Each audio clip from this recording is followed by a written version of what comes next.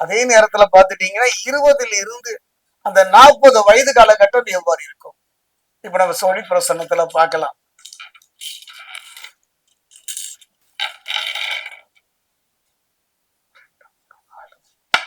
தனுசு ராசி இருக்கக்கூடிய மூலம்,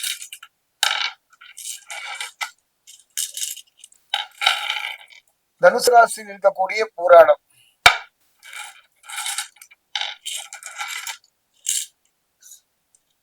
தனுசு ராசி இருக்கக்கூடிய உத்திராடம் 1ஆம் பாதம்,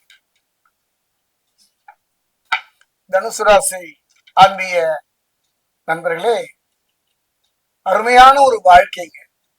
ஒவ்வொருத்தங்க பாடங்களை பிறர் அனுபவத்தை பாடமாக படிப்பார்கள். தனுசு ராசியை பொறுத்த வரைக்கும் பாடத்தை நீங்களே தான், உங்க அனுபவம் தான்.